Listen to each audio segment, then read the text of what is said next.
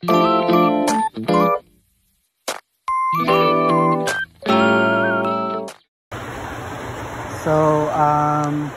good day everyone. To begin today's discussion, let us reflect on what we already know about single variable integration. In earlier lesson, we used integral to find the area under the curve. A region along the x-axis bounded by 2 points. This approach allows us to measure quantities that are difficult to compute directly, such as area, distance, and accumulated change.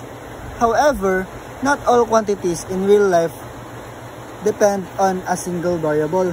Many object and physical situations involve 2 dimensions, length and width, x and y, area covered in a plane. Imagine spreading paint across a table, distributing soil over farmland, or measuring heat on a metal plate. In each case, 1 dimension is not enough to describe the situation. We need 2 variables working together. Today, we will extend what we know from a single integral and learn how to accumulate quantities over a region and the xy plane, leading us to the double integral.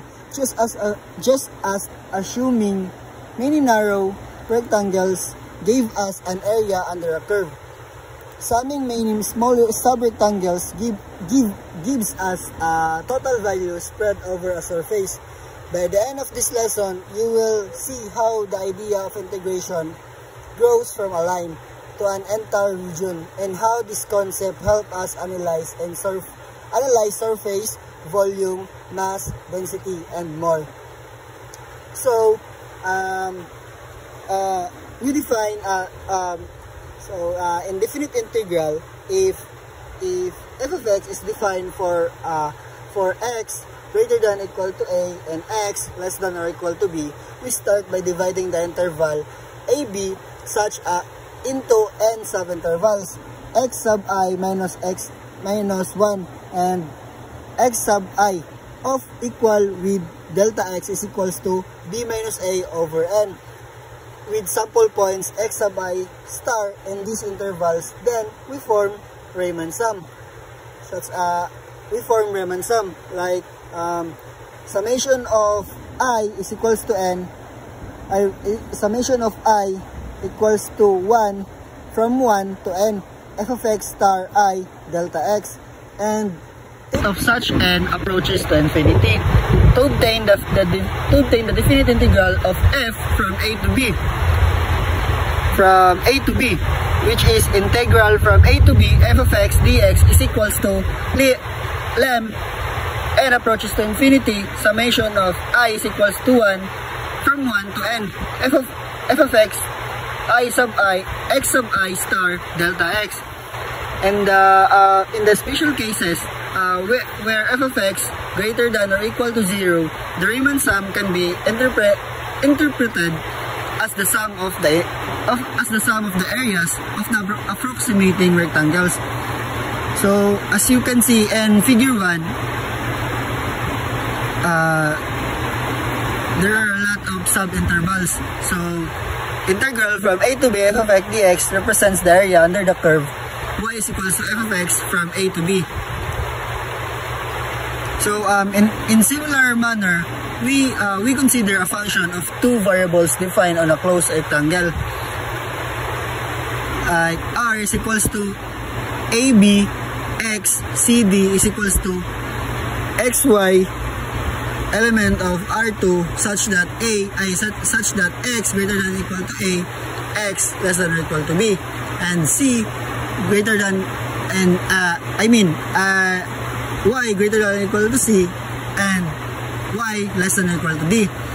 And we first suppose that f xy greater than or equal to 0, the graph of f is a surface with equation z is equals to fxy.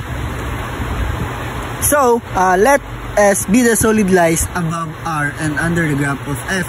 That is f s is equals to xyz element of R3 such that z greater than or equal to 0 z less than or equal to f of fxy, element sa real number.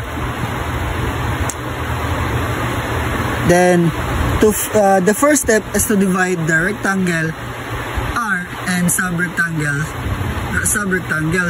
We accomplish this by dividing the interval AB into M subinterval x sub I minus 1 I x sub I of equal with delta x is equals to b minus a over m, and dividing CD into n subintervals. Yj minus 1 y sub j minus 1 yj of equal with delta y is equals to b minus c over n. By drawing lines parallel to the coordinate axis through the endpoints of this subinterval,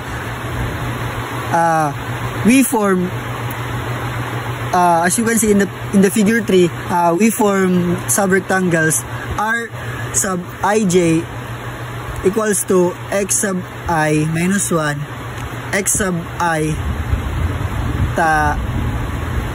continue, or x y sub j minus 1 y sub j is equals to xy such that x sub I minus 1 x such that x greater than or equal to x sub I minus 1 x less than or equal x sub I. Then y greater than or equal to y sub j minus 1, then y less than or equal to y sub j. Each with area delta A is equals to delta x and delta y. As you can see in figure 3 or the picture 3 that contains rectangular or thin rectangular, if we choose a sample point x sub ij star and y sub ij star in each r sub ij star, then we can approximate the part of S that lies above each r sub ij star by a thin rectangular box or column with base r sub I j star and height f of x sub ij star and y sub ij star as shown in the figure 4. Compare with figure 1, the volume of these boxes is height of the box times the area of the base rectangle, which is f of x sub I j star and y sub I j star delta A. And if we follow this procedure for all the rectangles and the volumes of the corresponding boxes, we get an approximation to the total volume S, which is V approximates summation of I is equals to 1 from 1 to M, and summation of J from 1 J is equals to from 1 to N. F of x, x sub I j star and y sub I j star delta A. So this double sum means that for each subrectangle we evaluate f at the chosen point and multiply by the area of the subrectangle, and then we add the results. And for our intuition tells us that approximation given and 3 becomes becomes better as m and n become larger, and so we would expect that v is equals to limits of m and approaches to infinity, summation of I is equals to from 1 to m, and summation of j is equals from 1 to n. F of x, x sub I j star and y sub I j star delta A. Then the definition of double integral of f over the rectangular is over the rectangular R is double integral R f of xy dA is equals to limit mn approaches to infinity, summation of I is equals to from 1 to m, and j is equals to from 1 to m. F x sub I j star and y sub I j star delta A if this limit exists. This precise meaning of the limit in the definition 5 is that every element greater than 0, there is an integer n such that double integral f of xy dA is equals to summation of I summation of I is equals 1 to n, then summation of j equals to 1 to from 1 to n, f of x sub I j star and y sub I j star delta A such that less than elements. So for all integer greater than n and for any choices of sample points x sub I j star and y sub I star in r sub I j, a function of f is called integrable.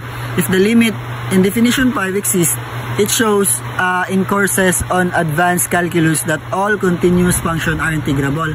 In fact, the double integral of f exists provided that f is not too discontinuous. In particular, if f is bounded, that is, there is a constant m such that fxy less than m for all xy in R, and f is continuous there except on a finite number of smooth curves, then f is integrable over the sample point x sub I j star and y sub I j star can be chosen to be any point in the subrectangle r sub I j star. But if we choose it to the upper right hand corner r sub I j, then the expression for double integral looks simpler. The double integral f xy dA is equals to limit mn unto so on and so forth. By comparing definition 4 and 5, we see that volume can be written as double integral. If f of x xy greater than 0, then the volume V of a solid that lies above the rectangle R and below the surface is V is equals to f xy is V is equals to double integral R f xy dA. So for the example, eliminate the volume of solid that lies above the square into 4 equals square and choose a sample point to the upper right corner of each square rj sub I is missing. So solution, the square are shown as you can see in the picture. The paraboloid is graph of fx and each area square is 1, approximating the volume by Riemann sum. M is equals to n is equals to 2. We have V approximates and thus do the process solution as you can see, then the answer is 34. Then for example 2, if R